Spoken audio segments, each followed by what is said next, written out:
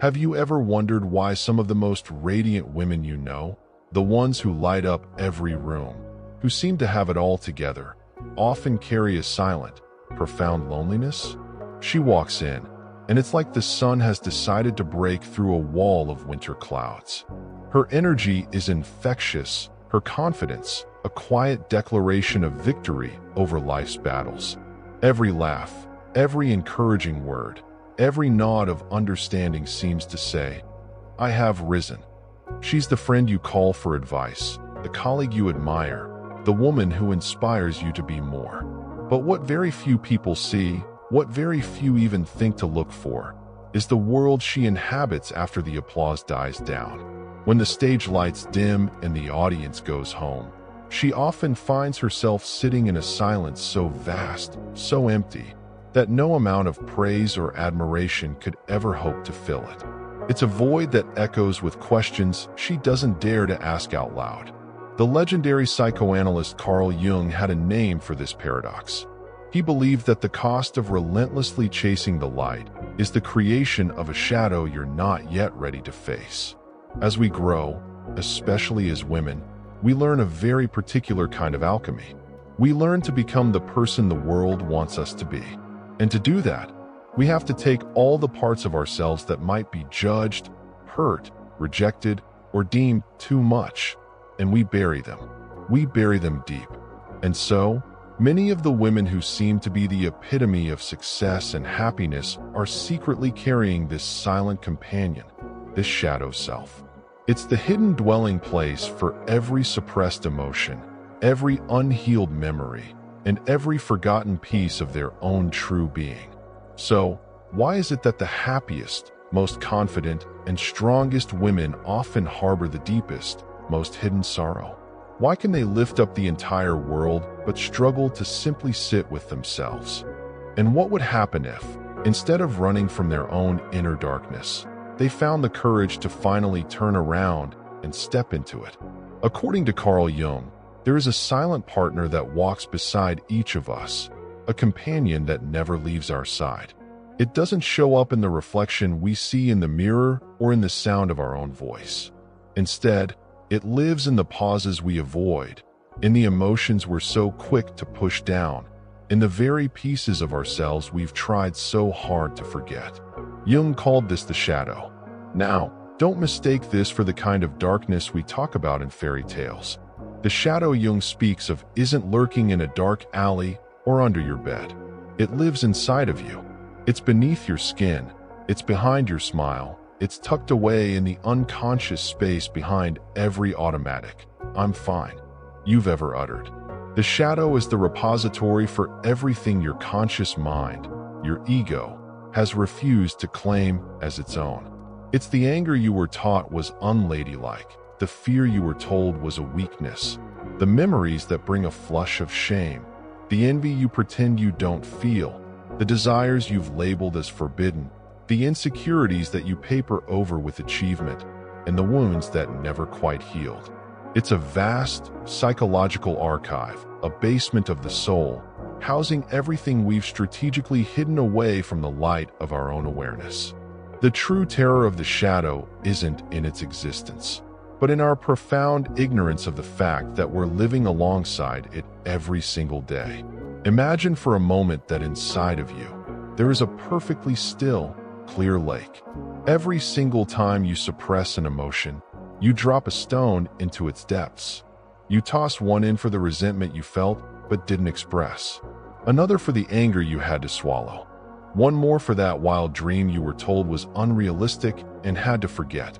At first, they're just little pebbles settling on the bottom. The surface of the lake remains placid, beautiful, reflecting the sky. But year after year, the stones accumulate. The lake bed grows heavy, the currents become clogged, and the water starts to turn murky from the disturbed sediment. From the outside, you still project an image of calm, but beneath the surface lies a heavy, cluttered landscape of unacknowledged truths. And then one day, you lash out for no reason, or you sink into a sudden, inexplicable depression, or you feel a bone-deep exhaustion that no amount of sleep can fix. You look at the surface of the lake, and it seems fine. But the problem isn't the surface. It's the overburdened, suffocated depths crying out for air. This shadow self manifests in our lives in ways that are far more common than you might think. That mother you know who is a saint of self-sacrifice, always gentle, always giving. She may be hiding a well of rage and exhaustion that she feels she has no permission to express. That incredibly successful woman in your office who has a smile for every situation. She might have buried a childhood where no one ever listened to her. So she learned to be fiercely independent to avoid the pain of disappointment ever again. That wife or partner who is perpetually calm, kind, and accommodating may be slowly suffocating herself to maintain the delicate facade of being the ideal woman. All of these cut-off pieces, all of these disowned feelings, they don't just disappear. They become the shadow. But here is the crucial part that is so often misunderstood. Jung didn't see the shadow as an enemy that needed to be conquered. Quite the opposite. He believed that only by facing it, by stepping into its territory, could we ever hope to become whole. Light, after all, cannot exist without darkness to define it. A single candle flame burns brightest in a pitch-black room. In the same way, our own inner light, our goodness, our strength, holds no real meaning until it has been tested against the deepest, most challenging parts of ourselves. If we choose to live our entire lives only in the bright, uncomplicated glare of the midday sun, we will never understand the true value of the dawn, that fragile, resilient light that is born out of the longest and deepest darkness. The shadow is the black canvas on which the masterpiece of the soul is painted. Without it, all the other colors would be muted and meaningless.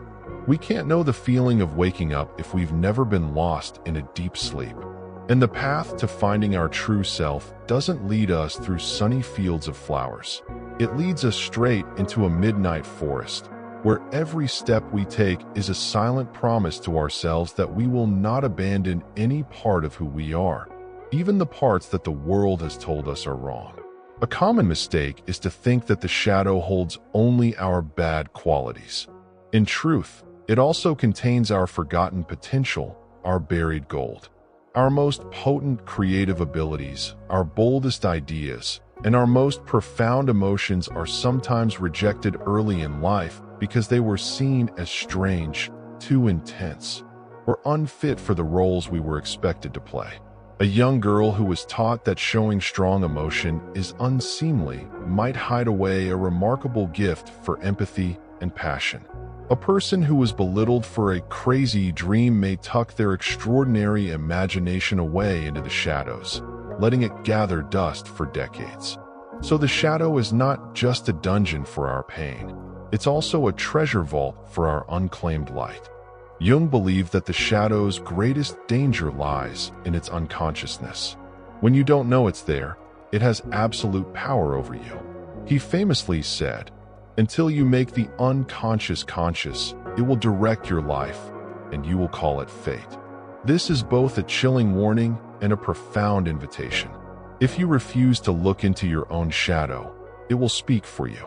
It will choose for you, love for you, hate for you, and ultimately, it will live your life for you. And all the while, you'll be standing on the sidelines, mistaking its script for destiny.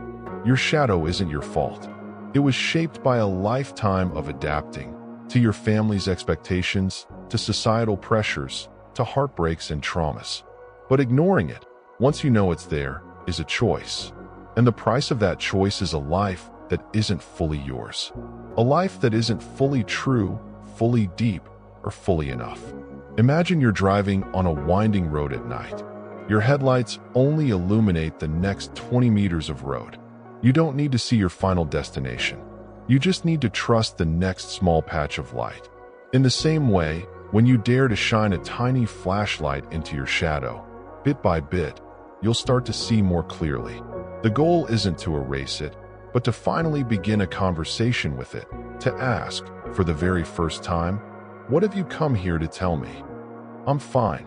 If the shadow is the part of ourselves we disown and hide in the basement, Then the persona is the beautifully decorated, perfectly curated living room we invite the world into. It's the smoothest, most expertly applied layer of makeup a woman learns to put on over her unhealed wounds. Carl Jung called this our social self. And it's crucial to understand that this is not the true self. It's a version of us that has been carefully edited, cropped, and filtered to be acceptable, admirable, and safe in the eyes of others. Each of us, when we step out our front door, is like an actor taking the stage in a massive, collective play. And perhaps no one has been trained to master this role better than women. They learn the script early. They learn to perform according to a complex set of societal expectations, to smile when they feel no joy, and to say, "I'm fine," as a reflex of survival, not as a confession of truth. We live in a world that often worships at the altar of positivity. Vulnerability is increasingly seen not as a strength, but as something to be fixed or hidden. Think about it. The messages are everywhere. Good vibes only. Stay strong. Think positive. They saturate our social media feeds, our self-help books, our inspirational quotes. And this has created a kind of cultural weather system that Jung would have found fascinating. A collective persona where everyone is implicitly encouraged to package their pain with a smile, to put a positive spin on their suffering in order to fit the prevailing mood. This is the kingdom of toxic positivity. Motivational advice, from articles to workshops, can sometimes, with the best of intentions, create a new, invisible tyranny. The new standard becomes, happiness is the norm, and sadness is a personal failing, a problem that you need to solve. If you feel anxious, angry, or depressed, the subtle message is that there must be something wrong with you. The solutions you're offered are often surface level. Repeat these affirmations, keep a gratitude journal, meditate your anxiety away, learn to just let it go. Now, all of these tools can have immense value when they're used at the right time and in the right context. But when they become a coat of fresh paint slapped over deep, structural cracks in your foundation, when they are used as tools of avoidance rather than tools of excavation, they cease to be healing. They become a subtle but dangerous form of self-abandonment, slowly distancing us from our own inner reality without us even realizing it's happening. For the modern woman, the phrase, "I'm fine," has become far more than a simple statement. It's a code for survival. It's a mantra she repeats to herself to maintain her balance on a tightrope stretched between 1,000 conflicting expectations. Be gentle, but not weak. Be strong, but not intimidating. Be ambitious, but not threatening. Be alluring, but in a way that's safe and non-provocative. It's an impossible blueprint for a human being. And yet, women strive to contort themselves to fit into it, even if it means sacrificing their own authentic emotions just to keep the entire structure from collapsing. And because no one can be a lighthouse for others without burning through their own fuel, they often choose to remain silently radiant, slowly depleting themselves in the dark. A woman who is always shining, always the center of social gravity, is often the one who is most terrified of prolonged silence and loneliness. Because it's in those quiet, unscripted moments that the inner voices, the voices of the shadow, finally get a chance to speak. What if I'm not strong anymore? What if I let everyone down? If I don't have to be the pillar holding everything up? Who am I, really? When there is no audience to perform for, no expectations to meet, she often has no idea who she is beneath the mask that has, over the years, begun to feel like her own skin. And so, instead of daring to peel it back, she often just adds another layer. A more confident mask, a more carefree one, a mask that is even more impervious to pain. But with each new layer, she drifts further and further from the person she was born to be. She's not trying to deceive anyone, not really. It's just that it's been so long since anyone looked past the performance and genuinely asked, "But are you really okay?" And it's been even longer since she gave herself permission to answer, "No." Jung issued a stark warning about this.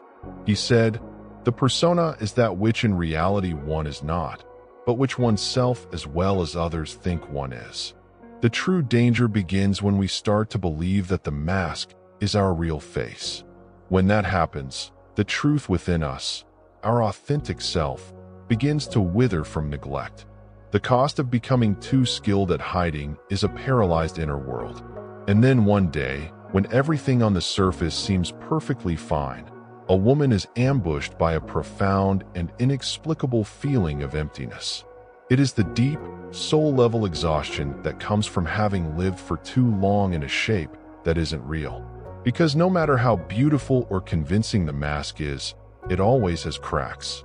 And the truth always leaks out. It shows up in the moment she finds herself crying alone in her car. It shows up in the sleepless night triggered by a seemingly harmless comment. It shows up in the sudden, volcanic overreaction to a trivial mistake, where an old, deep pain unexpectedly resurfaces like an unhealed wound that's been bumped. She doesn't understand why she's reacting this way, but the truth is, she's not reacting to what's happening in the present. She's reacting on behalf of her younger self, the one who was never protected, never validated, the one whose pain was never given a voice. And so, behind the most radiant and capable smile, there often lies an abandoned self, a child who is still standing in a dark corner of her own mind, just waiting, hoping to finally be seen. But she, the grown, successful, intelligent woman, doesn't dare to look back at her. Because if she takes off the mask, who will stay? If she admits she is not fine, will she still be loved? If you have ever carried these unspoken questions in your own heart, just leave a small sign in the comments. Not for me, but as a quiet acknowledgement to yourself. A small gesture to let the truest part of you know that it's no longer completely alone. And what happens when a woman becomes a true artist at wearing the "I'm fine" mask? She shines. She becomes a role model. She is praised, admired, and looked up to. But no one sees that behind this dazzling radiance lies a massive, unpaid psychological bill. The cost of shining without depth is the slow, painful disconnection from the truest part of herself. Light, if it is not nurtured from a deep inner source, is no different from a spotlight. It's brilliant, yes, but it's only alive when someone else is there to flip the switch. And when the audience leaves and the curtain falls, the room goes dark again, and the performer is left feeling hollow and cold. This is the silent epidemic happening to so many modern women. They shine not because they are genuinely filled with light, but because they are terrified of being seen in the dark. A confidence that isn't rooted in inner depth is just an empty projection, like a large, powerful shadow cast by a lamp on a wall. It looks impressive, but it has no substance.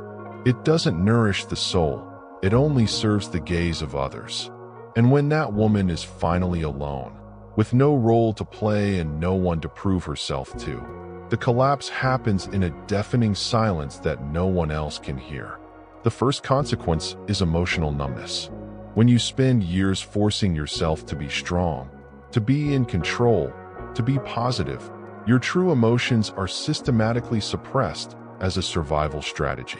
But emotions don't just vanish into thin air. They are compressed.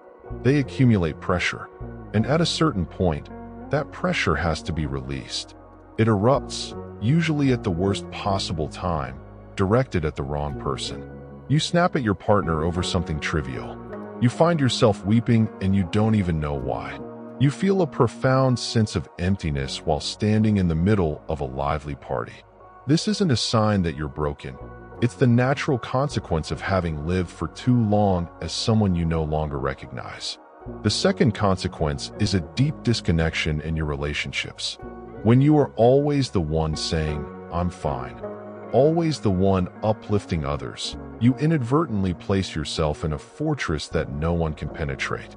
People admire you, but they don't truly understand you.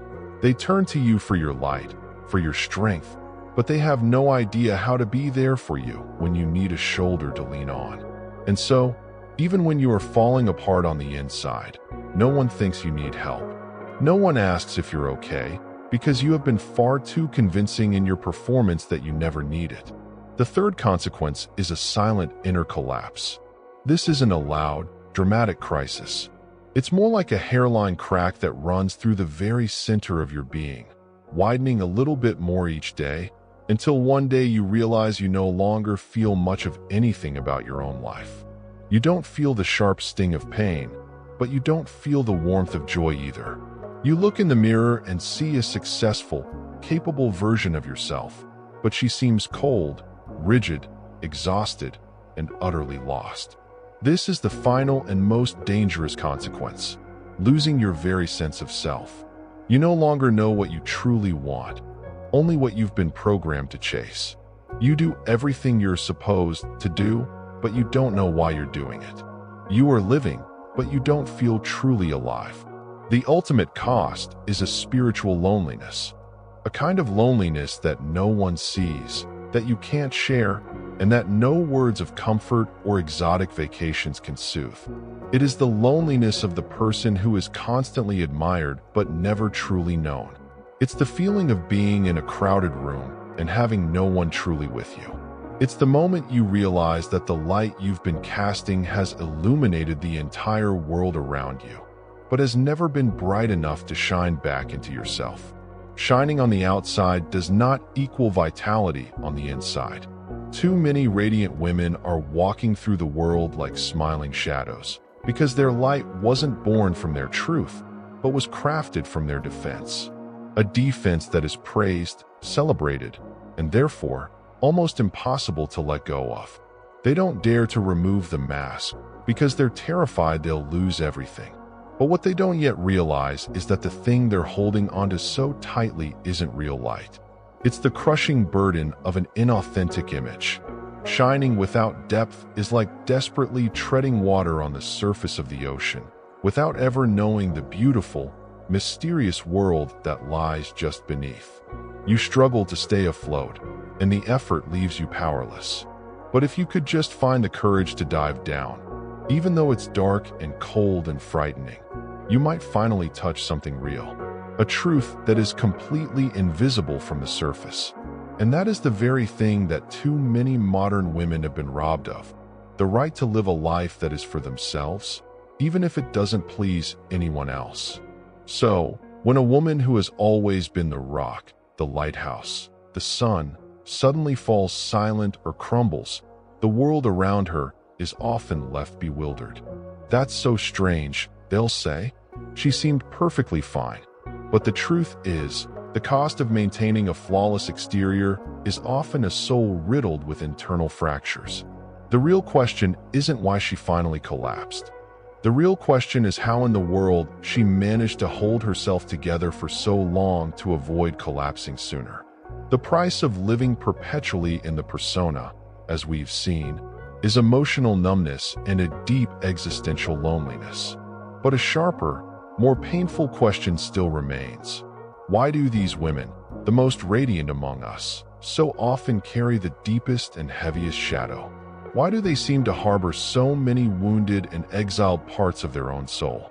The answer is that behind the most dazzling women, you will often find the most smoldering and difficult pasts.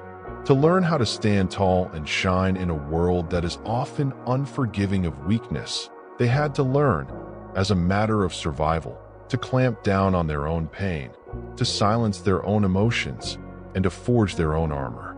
But somewhere on that battlefield of life, they lost their softest, most vulnerable parts, with no map to find their way back to them.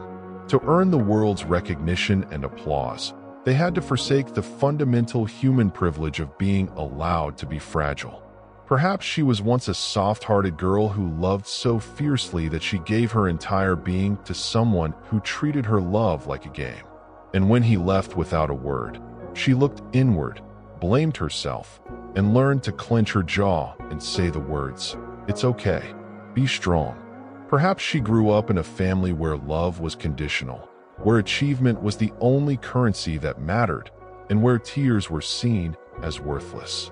So she learned to wipe her eyes, clench her fists, and become the perfect, high-achieving daughter. And in doing so, she slowly transformed into a woman who no longer even knows what weakness feels like, because she was never given permission to live it. Or perhaps she was once a deeply empathetic soul, always listening, always being there for others. But after being used, taken for granted, or betrayed one too many times, she finally stopped crying and chose a stoic distance, telling herself and the world that she needs no one. No one sees that inside her there is now a vast, silent forest that no one has ever set foot in, a place where her untended pain has slowly turned to stone, untouched by the warmth of genuine care. Carl Jung called this the inner split, an invisible fracture that runs through the soul. One part of the self continues to live, to work, to love, to achieve, and to shine. But the other part is locked away behind a silent, soundproof door. The problem is, that door doesn't just stay the same. It grows thicker and more fortified over time. Each time she swallows a sob, it gets thicker. Each time she says, "I'm fine," when her heart is screaming, it gets thicker. Until one day, she can no longer hear the voice of her true self on the other side. All she can hear is the hollow echo of the role she has played for so long that she's forgotten how to leave the stage. You see this image everywhere, in the woman who is always the designated healer, the one who comforts everyone else, the one who radiates an unshakable positivity. Yet at night, she lays her head down on a pillow next to an emptiness so profound it doesn't even have a name. The most terrifying part of this isn't the pain itself. It's that the pain is resolved in complete silence. No one speaks of it. She doesn't speak of it. She stops even asking herself about it. Everything just drifts on, beautiful and tidy on the surface, like a gorgeous room in a house that has been locked shut for decades. But what if the entire premise is wrong? Jung said that the greatest danger we face is not in having a shadow. The greatest danger is in believing that the shadow is an enemy that must be fought and destroyed. It's this belief that pushes the soul into a dead-end street, and that is where all the fractures begin. When we think we must go to war with a part of ourselves in order to live a good life. Carl Jung did not see the shadow as some dark force to be avoided at all costs. On the contrary, he saw it as an essential, indispensable part of the sacred process of becoming a whole person. He wrote, "One does not become enlightened by imagining figures of light, but by making the darkness conscious." True enlightenment, true wholeness, doesn't come from just picturing yourself as a being of light. It begins the moment you find the courage to turn around, step into your own inner darkness, and realize that part is also you. It bears your shape. It speaks with your voice, the one you've silenced inside yourself for years. The shadow doesn't weaken you. In fact, it's the hidden repository of your rawest, most authentic strength. It's the anger you suppressed, which, if you listen to it, can teach you how to set powerful and healthy boundaries. It's the sadness you hid away, which, if you allow yourself to feel it, can transform into profound compassion for yourself and others. It's the fear you denied, which, if you touch it gently, can awaken a sharp and clarifying intuition. The issue isn't that you have a shadow. It's that you were never taught how to have a conversation with it. Imagine that inside you is a sealed compartment, deep in the hull of a spaceship adrift in the cosmos. This was the very first chamber that was ever built. It holds your earliest memories, your most primal emotions. It remembers the times you loved with an innocent and open heart. It remembers the moments you were hurt so deeply you couldn't breathe, but you weren't allowed to speak of it. As your ship, your life, continued its journey, you sealed that chamber shut for survival. You built new, shinier compartments, and you learned to pilot your life like a stoic, capable commander. But one day, the ship's systems start to falter. Unexplained noises echo through the hull. The emotional pressure gauge becomes unstable. You run diagnostics on everything, but you can't find the source of the problem. Until, finally, you are forced to reopen that first, long-forgotten chamber. and you realize that everything you locked away, compressed, and hid is still in there, floating like ghostly fragments of a soul that was never allowed to land. Many people fear looking into their shadow because they think it will swallow them whole. But that's not what happens. What truly exhausts you is not the shadow itself. It is the relentless, draining effort of denying its existence. Resistance is the true burden. Avoidance is the virus that depletes your life force. Facing it, as daunting as it feels, is the very first act of true freedom a woman can claim for herself after years of living just to be okay in the eyes of others. When a woman stops seeing her shadow as an enemy to be vanquished and begins to engage with it as a lost part of herself that needs to come home, the deepest journey of her life begins. Carl Jung called this the journey of individuation. This isn't about becoming a perfect person. It's about becoming an authentic person, becoming wholly and completely herself, no longer needing to sever any part of her being in order to feel worthy of being accepted. Individuation is the core task of human life, not to become better, but to become more whole. And this wholeness doesn't come from getting rid of the ugly parts of ourselves. It comes from reintegration. It means bringing everything that was rejected, hidden, or cast aside back into a unified self, where your light and your shadow no longer fight for control, but learn to coexist, like the natural rhythm of an inhale and an exhale. Individuation begins the moment you stop asking, "How can I make other people love and accept me?" And you start asking, "How can I finally stop abandoning myself?" It's when you realize the light shining on you from the outside was never enough to truly keep you warm.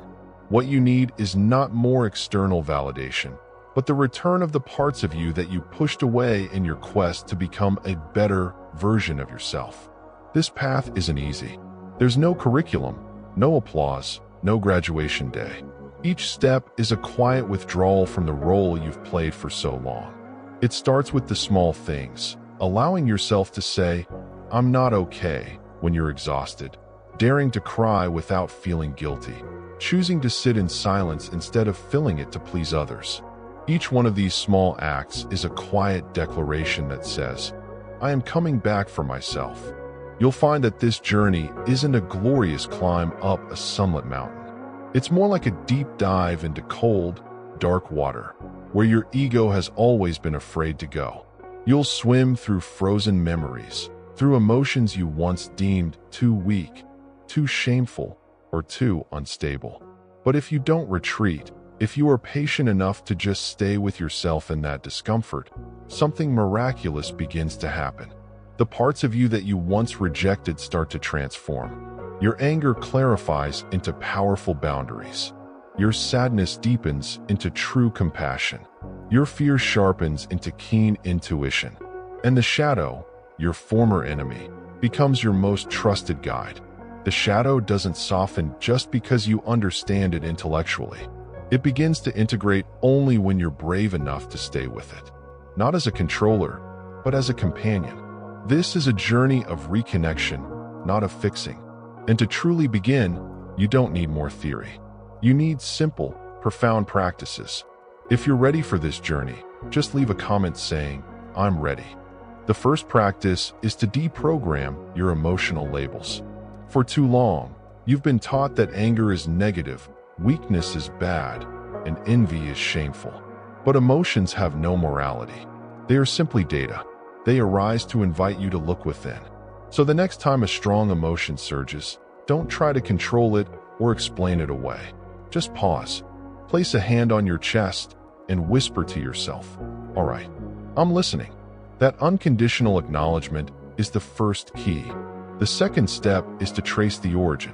If a small comment sparks a wildfire of anger, ask yourself, when is the first time I remember feeling this exact way? Most of our intense reactions don't belong to the present. They are echoes from a distant past when we were silenced. Write it down, raw and unedited. The less sense it makes, the closer you are to the truth. The third practice is to embody the abandoned part. Close your eyes and become the part of you that was hurt. If you felt rage at being ignored, become the little girl who felt invisible. Let that part speak out loud, unfiltered. I hate being ignored. I'm scared that if I'm not perfect, no one will love me. Let the wounded part have its voice. Only then can it begin to heal. The fourth practice is to restructure your core beliefs. Your shadow is rooted in distorted beliefs like, I must always be strong to be loved. Identify the belief behind a painful reaction. Ask yourself who taught it to you, and then write a new belief.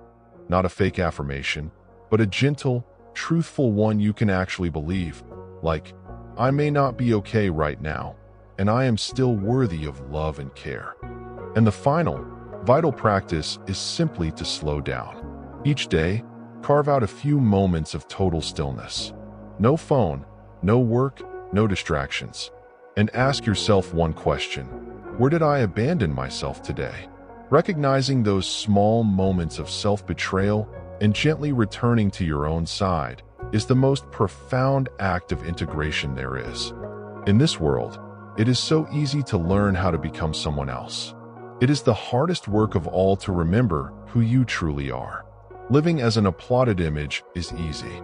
Living true to your own challenged, complex self is the definition of courage. There are moments in life when you don't need anyone else to see your light. You just need someone patient enough to sit with you in your darkness. Not to fix you, not to save you, not to advise you, but just to be there, like a small, steady candle that doesn't banish the night, but promises that you are no longer alone in it. If this journey has helped you see yourself from a new angle, please subscribe and turn on notifications so we can continue to walk this path together. Thank you for listening. If you find it interesting, please like and subscribe and turn on the notification bell so you don't miss our next content. Goodbye.